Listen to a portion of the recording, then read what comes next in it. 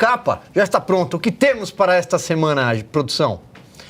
Tá aí a capa da Revista Oeste, prontinha para você que é nosso assinante, o mosaico do 8 de janeiro.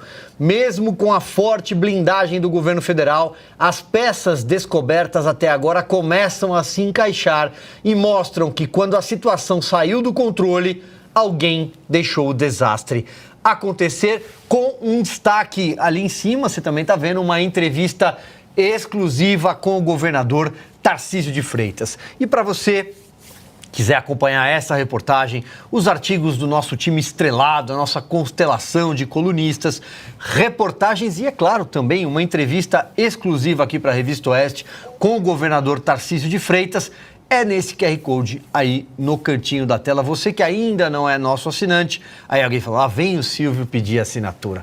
Pois é, continuarei pedindo a sua assinatura, porque é por causa da sua assinatura que estamos aqui todas as quintas-feiras neste programa que começou lá em junho do ano passado, que estamos diariamente com o nosso Oeste Sem Filtro, sucesso, carro-chefe da nossa programação. Tem outras novidades chegando, que eu já estou aqui, até roendo as unhas para poder anunciar, mas ainda não posso.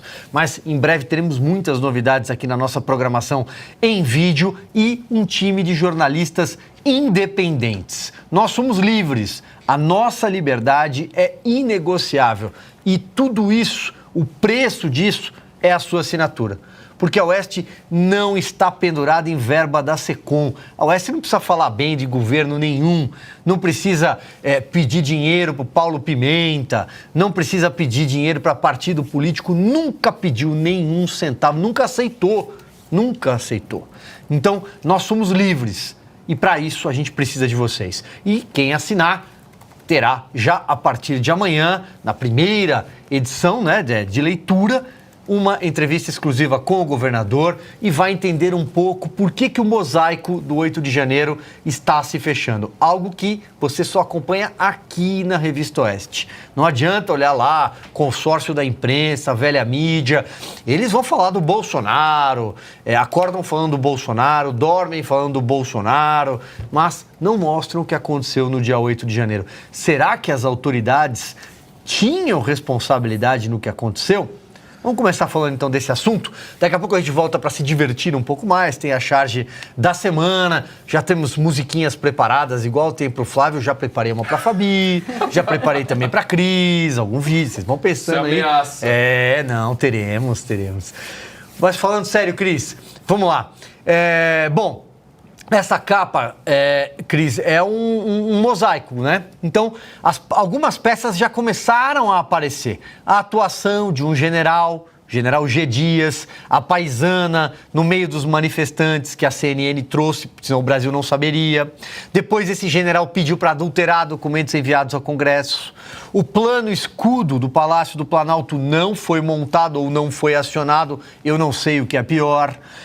Por que as imagens do Ministério da Justiça, onde o senhor Flávio Dino estava naquele dia, permanecem ocultas? O que tem nelas que o Brasil não pode acompanhar? E a estranhíssima viagem a Araraquara, feita ali na véspera, 16 horas e 43 minutos do sábado, por que o presidente não poderia estar em Brasília naquele dia? Será que alguém deixou a coisa acontecer, Cris? Será, Silvio? Será? Essa história da viagem do Lula a Araraquara na véspera, sem que isso tivesse sido planejado antes, me lembra de um outro álibi quase perfeito, nunca esclarecido, né? Do Adélio Bispo, que esteve ou teria estado na Câmara dos Deputados visitando sabe-se lá quem, né? No dia em que ele estava em Juiz de Fora dando uma facada para tentar matar Jair Bolsonaro, candidato à presidência da República em 2018. Então tem coisas que insistem em jogar para baixo do tapete e narrativas que insistem em implantar como se fossem verdade. Voltando ao caso do 8 de janeiro, teve o depoimento do fotógrafo da Reuters, né? Finalmente, depois de muita tentativa de impedir que ele fosse lá para levar as informações que poderiam esclarecer uma parte também do que as imagens mostram escancaradamente para nós, que o fotógrafo estava junto com os black blocs, fotografou os black blocs destruindo ou tentando destruir uma porta no Palácio do Planalto e depois ainda abriu para os black blocs ali a imagem que ele tinha feito para aparentemente mostrar que ficou boa ou não ficou boa, repetem a cena. Então ele era um fotógrafo oficial dos black blocs, né? O que esse fotógrafo traz de informação interessante, por exemplo, embora ele também tenha colocado tudo ali como se fosse uma mera cobertura jornalística. Olha, nós que somos repórteres há décadas, né, Silvio, sabemos muito bem em que condições jornalistas cobrem esse tipo de arruaça no ato, enquanto elas acontecem, né? Eu, pelo menos, que trabalhei em televisão a vida toda, existia quase que uma norma entre os cinegrafistas, começaram a fazer depredação na tua frente e põe a câmera no chão.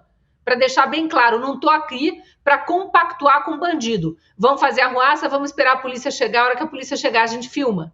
É mais ou menos isso. Nunca vi, nunca, em 33 anos de jornalismo, um fotógrafo, um cinegrafista indo junto com o bandido fotografar o crime no ato, né, no flagrante. Nunca vi isso.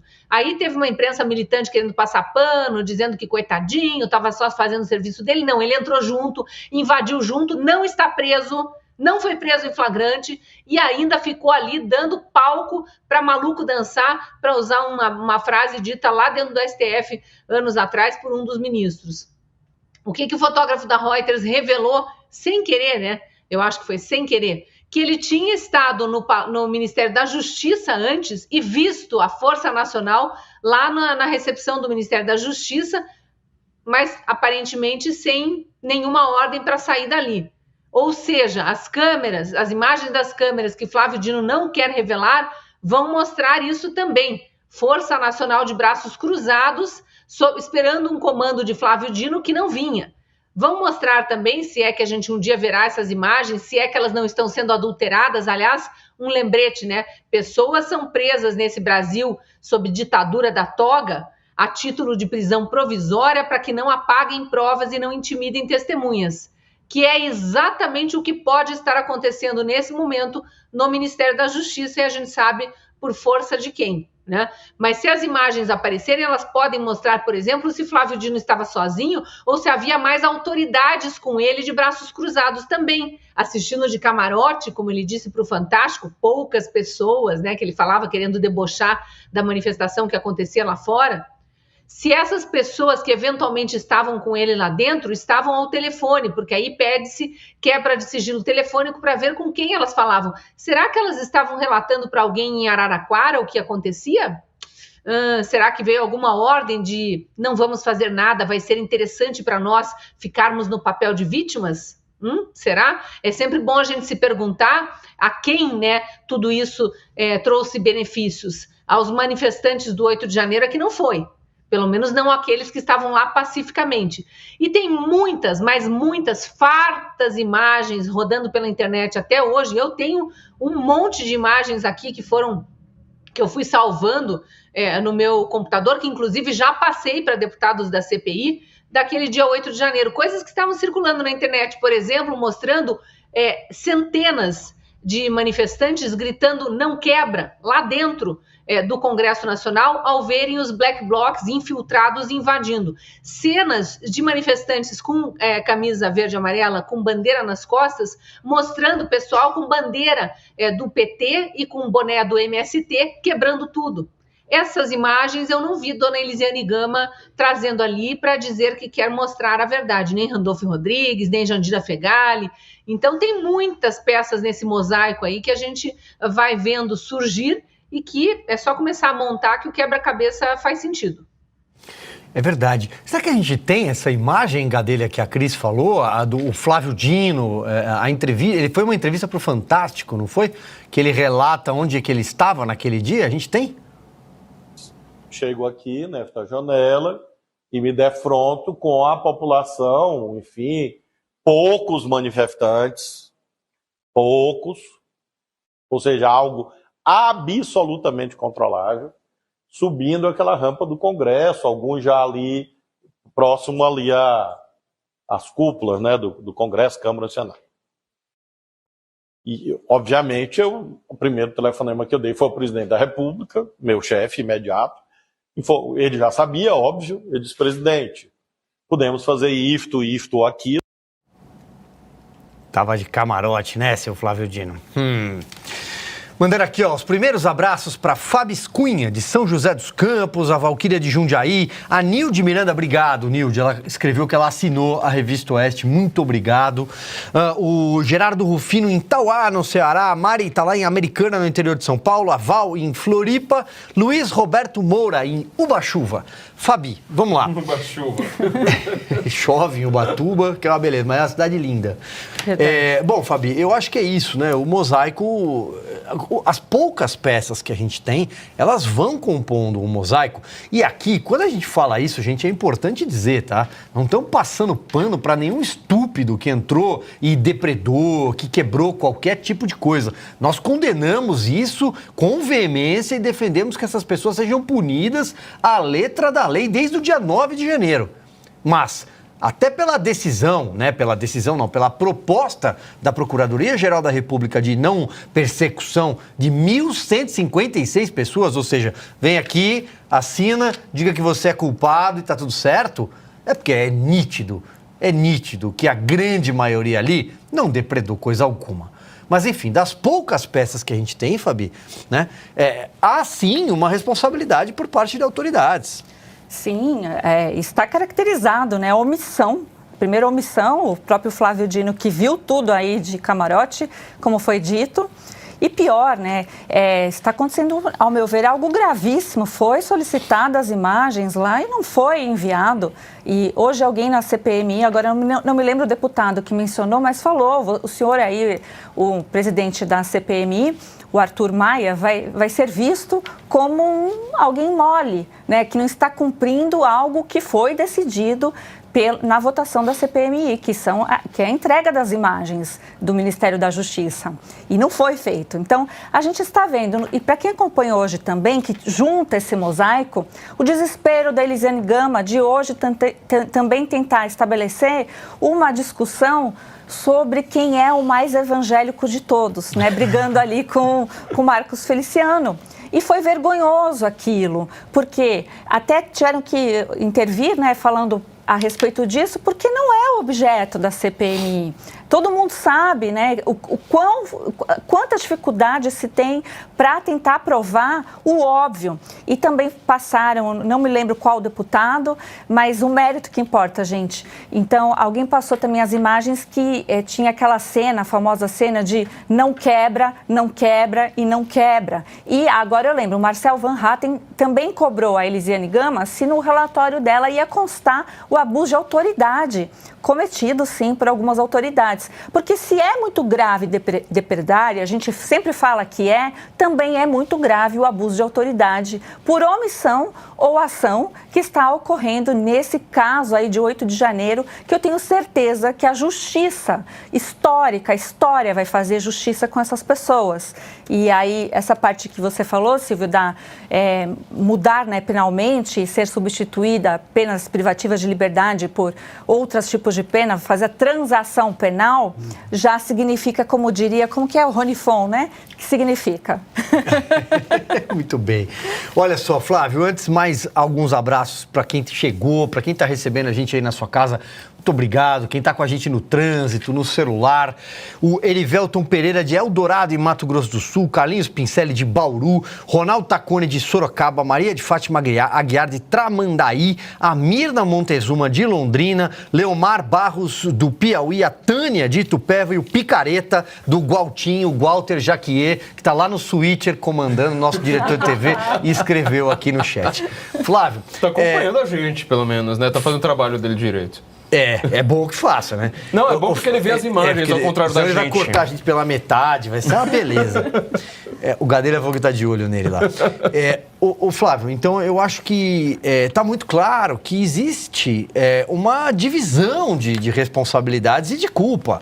Do mesmo jeito que quem cometeu o crime de depredação contra o patrimônio público deve ser punido, por que as autoridades não são punidas? Por que o general G. Dias por exemplo, que estava lá na cena do crime, e aí eu pergunto que general assiste a sua fortaleza ser atacada e orienta como se fosse o Augusto Nunes lembra, né? Como se fosse um guia turístico. Vocês podem sair por essa saída aqui, sigam a linha vermelha. E não é preso, e não é investigado. Mas assim, o Anderson Torres, né, que estava nos Estados Unidos, já foi comprovado isso, ele estava lá nos Estados Unidos, ele é preso, fica meses preso, não consegue falar com ninguém, uma prisão completamente ilegal, anticonstitucional, antidemocrática e todos os termos que eles adoram usar contra inocentes. Ele foi preso simplesmente porque falaram assim, olha, vamos aproveitar que você está lá longe, eu não vou com a sua cara, então eu vou te prender porque, assim, se algo acontece em Brasília e você está nos Estados Unidos, obviamente que eu tenho que te extraditar, né? É sempre assim. Este é o modelo de pensamento e de ação penal envolvendo qualquer outra coisa do direito usado pelo Supremo hoje em dia. Então a gente sempre tem que entender que a lei, ela está ancorada, tá? Ela está assentada sobre uma narrativa. Essa narrativa, a própria Constituição brasileira, né, que a gente está exibindo aqui hoje, ela é uma narrativa revanchista, ou seja, houve uma ditadura militar no Brasil, pelo amor de Deus, né, como adora citar o Barroso, né? Havia censura, haviam presos políticos, ele fala todas essas coisas, não consegue olhar para a realidade, assim, né, diante dele, que ele mesmo promove essas coisas. O próprio ministro Barroso foi uma das pessoas que usou a CPI, tá, a CPI da peste, né, a famosa CPI do circo, que ninguém levou a sério aquele negócio e aprovou quebras de sigilo de todos os sites da direita, quer dizer, de uma maneira anticonstitucional, ilegal, que cai na lei de abuso de autoridade, que prevê prisão ali, às vezes de até mais de 4 anos, para quem comete esse tipo de ato. Então, essa narrativa foi a narrativa que criou a Constituição de 88. Ora, está sendo criada mais uma nova narrativa para mais aumento de poder da esquerda.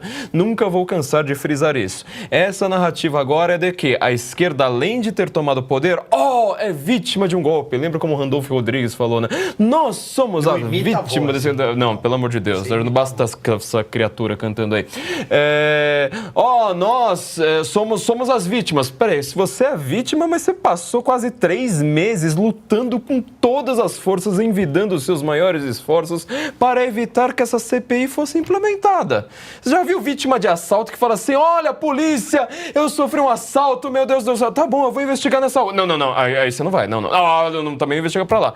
Você vê que tem coisa aí, essa história, ela tá extremamente mal contada e o que eu acho mais fundamental aqui, eu tô fazendo assim como uma espécie, uma nota de rodapé aqui, a reportagem de capa do Silvio e da Ruth, sobre o mosaico do 8 de janeiro, que é o seguinte, todo esse mosaico, ele quer chegar a algum ponto. Entendeu? A esquerda, ela quer chegar em algum lugar com essa narrativa implementada sobre o 8 de janeiro. E agora essa narrativa é, nós sofremos um golpe militar e somos vítimas da ditadura militar. E agora nós sofremos um golpe antidemocrático e um golpe às instituições. Portanto, nós precisamos ter a democracia defensiva. Procura aí no Google, no seu buscador, o que significa democracia defensiva e quem que está fazendo seminário sobre democracia defensiva para cima e para baixo, inclusive lá fora. E dizendo, olha, o que foi sempre chamado de estado de exceção ou então de ditadura, agora a gente tem que chamar de democracia. E falar, essa é democracia defensiva, ou seja, vamos abolir os direitos políticos das pessoas que a gente não gosta, vamos implementar censura e chamar de combate à desinformação, vamos ter presos políticos e dizer que, são os golpistas do 8 de janeiro, vamos ter exilados e falar, mas tudo bem arrancar passaporte de jornalista, né? O resto da mídia não gosta deles, então ninguém reclama, assim por diante. É neste ponto que nós precisamos chegar. Eu queria que o pessoal da CPI, da CPMI, aí fica de olho.